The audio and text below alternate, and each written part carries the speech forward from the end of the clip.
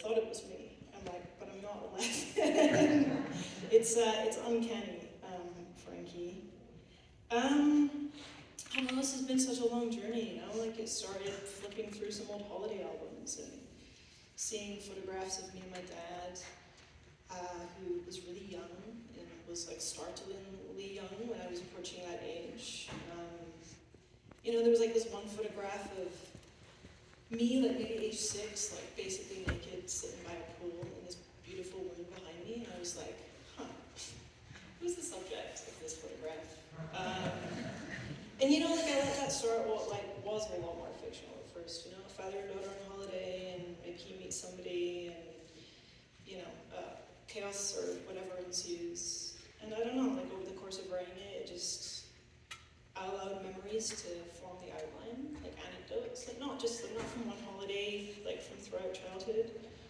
Like experiences with my mom and my dad, like Callum is my dad, he's me, he's fictional, you know, it's like when you're writing you can't help but, or I can't help but, you know, inform every character, like it's ultimately coming from me. Or in this case from me. And so it's been interesting watching that shift over the course of it, like seeing how personal I was willing to let it become at points and pushing it away at points, but yeah, it's fiction. It feels better to say that.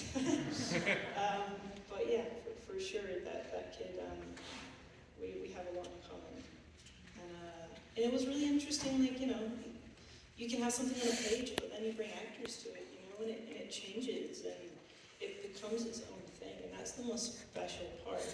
You know, like when we finally had Paul and Frankie, just watching them become the characters, you know, it takes on a life of its own, which is like an amazing part of making films. Cool. And speaking of actors, how did you come to discover Paul, and how did he end up in the film? I remember like sitting at my kitchen table, getting really excited about the idea of Paul. For watching that music video that you did, where you were like in the car. I don't know, I was, like I had seen him in Normal People. Just kind of like started to wedge in my head, and then he wasn't available. He was shooting God's Creatures, and I had to kind of put it out of my head for a bit. And things changed. Fortunately, just production schedule shifted, and Paul became theoretically available, which is really different than like practically interested. I was very available once I read the script. I was like, well, it's not. Yeah, and we shared the script and we had a conversation. It was a really great conversation. It was so suspiciously great. I was convinced Paul had been set up by somebody for a bit. Like, it was too good. And it worked out. We spoke on the phone in the weeks and months leading up to production. We had 2 weeks together with Frankie when we first got to Turkey. And that time was really just about getting to know each other, like building trust between the three of us, and primarily building a relationship between Paul and Frankie. Like, I was on technical scouts and stuff for most of the day, so we'd spend a couple hours together in the morning, and then it was just you guys for the rest of the afternoon. Well, and Paul, it's an interesting performance because I was thinking, young actors typically don't play dads. You know, I was thinking of actors, I just watched Top Gun Maverick before I came to Telluride. I don't think I've ever seen Tom Cruise play a dad. I don't know that I've ever seen George Clooney play a dad. It's just something that men in Hollywood, or men in acting, just don't get to do, especially at such a young age. So what was it like stepping into this part? It's a very specific depiction that we don't really get to see very often. Yeah, I think it was that, to be honest. It was looking at we see lots of fathers on screen, and there was just something about the way that Charlie wrote this, that it felt to me like I wasn't really aware of the politics. I'm like, oh, you shouldn't really be playing dads, you're 26. I was like, this is a fantastic character. I'm going to get to go into the weeds with it and kind of get to play like a young man and a young father at the same time. I think is really interesting to me, but I don't know how well it bodes going from like high school teenage drama to young dad in the space of 2 years. So, it's kind of a no-brainer, to be honest. And did you learn things about yourself? Because you're not a dad currently, correct? No. Did you learn things about yourself when playing this part? I did, yeah. I think I learned a huge amount from like kind of having a certain degree of responsibility with Frankie. I think that was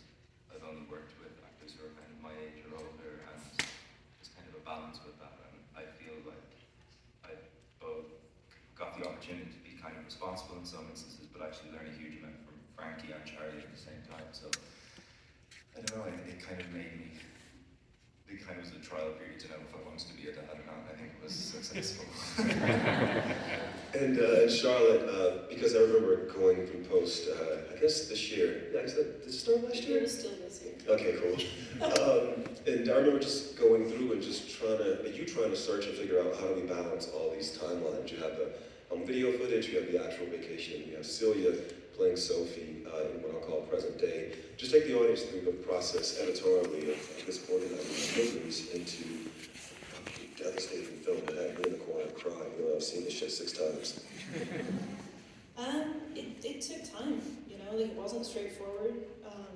We started in August, we finished in, you know, the end of April, or March, in terms of cutting. Yeah, I mean, you know, like, the script, it was in the script, I printed out the script, copy for me, my editor, at the beginning of post. I think we opened it like 9 months in. We just dived into the footage that we had everything up on like an index cards, and we just spent most of editing staring at a board of index cards talking. More time doing that than physically cutting, like really talking through the arcs, the various arcs in the film, and then how those pieced into the memory structure. We played a lot of different openings. And at a certain point, it just became about trusting what felt like it moved us after spending so much time in the edit room. Where like, you're dead to almost everything in the film, and then you would discover something, you'd be like, oh, I feel something again. I'm gonna really trust that. And I think like, between the two of us, yeah, there was like a lot of trust in knowing we were heading and allowing ourselves to kind of take time together, like let the film build, trust that the audience would stay with us. And we screened it for people, you know, like we got a lot of feedback and took a lot of that on board, including from you.